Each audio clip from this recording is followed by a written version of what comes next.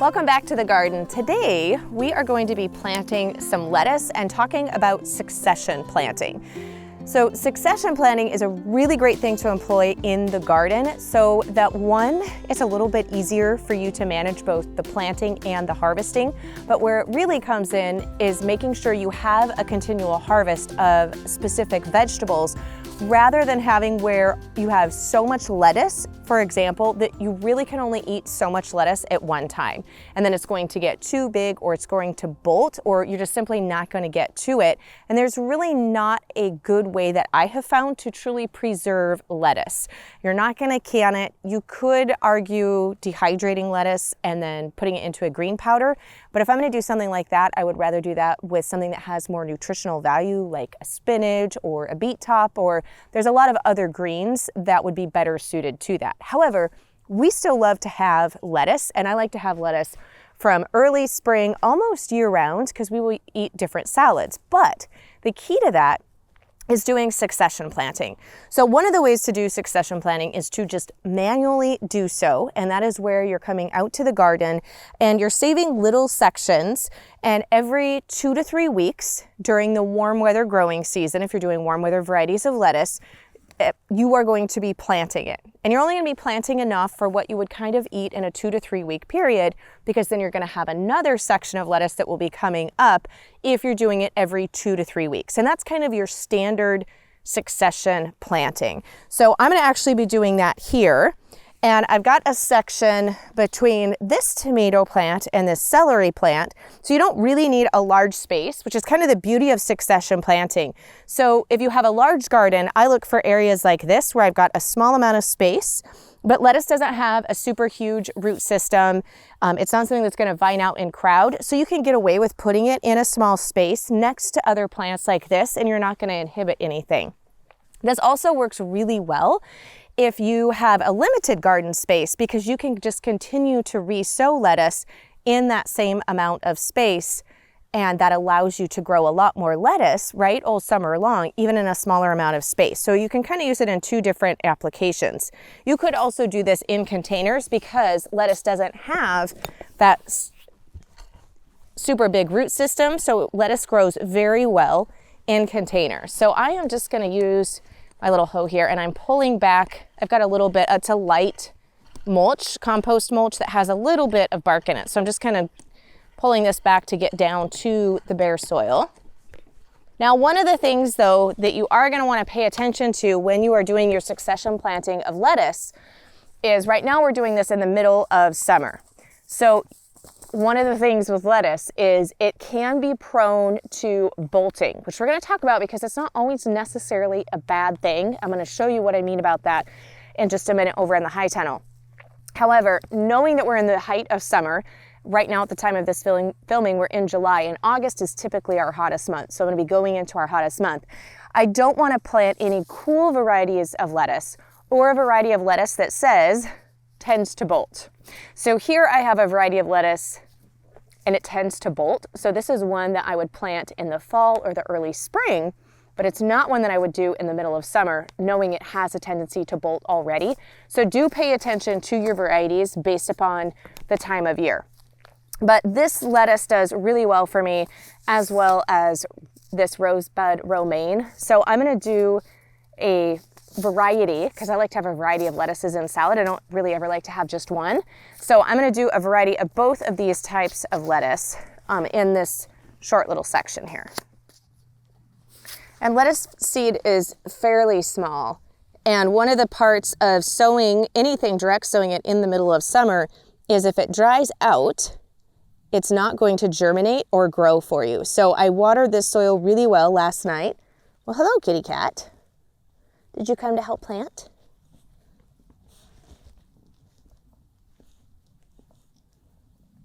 And I'm going to go ahead and plant this just a little bit densely, just knowing that it is summer, and so if we have any germination issues, and lettuce is relatively easy to thin or just harvest when it's small as more of a baby lettuce. And lettuce doesn't go super deep, so it's only about 1/4 to 1/2 inch deep. And I usually just sow it on the surface, and then I'll pull back just a small section of soil right on top of it.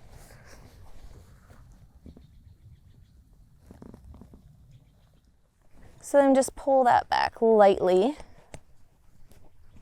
And now, because this is the middle of summer, I am gonna do my board trick that's gonna help increase the germination rate here.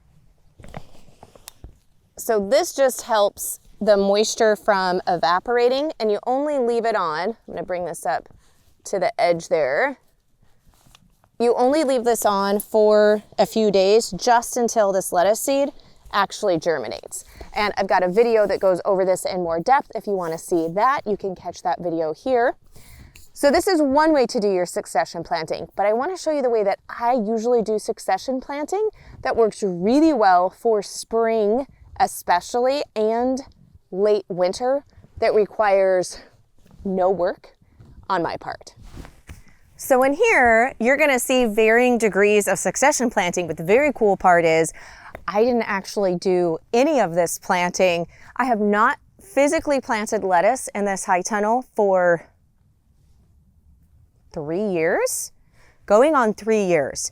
So lettuce is great because it is a self-pollinating plant, which means I've got a lot of different varieties of lettuce growing next to one another, but because they self-pollinate, when they begin to bolt, which is where they go to seed, they send up a flower blossom, and then that blossom then becomes the seed. Inside each little blossom, both the female and male part, the pistil and the stamen, are inside the same blossom. So if you ever hear the term self-pollinating when it comes to plants, specifically with seed saving, that's important to note because you don't have to worry about cross-pollination, which is why I still have very distinct different varieties of lettuce going on in here, even though they've all been growing in the same spot. So lettuce is a great one, if it does go to bolt, to go ahead and let it create seed because you're not worried about crossing different varieties. So I had planted these in here about 3 years ago, and as you can tell, some of these are already going to bolt. And so I go ahead and leave a certain amount, allow them to bolt and go to seed so that they will replant. And then they just naturally, based upon where they fall, will begin to grow again. So these started to grow at the end of spring, and we've now gotten hot enough in here because it's summertime, you can tell this is going to bolt. And then these, all of these seeds came from the plants that were in here, but these ones have just now started to sprout and grow. And then I've got a couple other heads that are kind of in the mid, like I've harvested from them already, but then they're just starting to go to bolt. So I'll kind of get a little bit of a harvest off of them, but then they'll be gone. So this is fabulous because I almost have lettuce growing in here in our high tunnel almost all year long. Usually in the middle of winter, sometimes we won't have any lettuce because I'll have harvested everything that was in here throughout the winter months, but then the soil temperature is just too cold for anything to germinate for a month or two. So we usually only don't have fresh lettuce to harvest for a few months out of the year, which is really cool. And I especially love in here that I'm not having to replant any of this. It's all just coming up and reseeding itself from volunteers, which has worked really nice. So you can see I've got different varieties here, like this one's a nice little head. As we move into summer, because we are in a high tunnel, which of course is great for the tomatoes, it does get really hot in here, which is why usually about July, I start seeding out in the main garden, because I know the majority of what grows in here during the summer months, I have such a short harvest window because it is so much warmer inside the high tunnel that the majority of it does tend to bolt, but I don't mind that so much because then those seeds, as soon as we start to cool off a little bit in the fall, will then start to sprout and grow and give me my fall lettuce crop that will last me through the winter inside here. Now, this is my favorite way, if you can't tell, on how to do succession planting, but there's some other options that I'm going to show you with the cucumbers as well. Now, one of the other ways to do succession planting is in the beginning of the season. So whereas with lettuce, we're going about every 2 to 3 weeks, kind of all the way throughout the season, there's other vegetables that have a longer time from planting to when you're going to be able to harvest them. And if you happen to live in an area like I do, where our first frosts usually hit anywhere from the mid-end of September, sometimes while we're early killing frosts, not all years, the first part of October.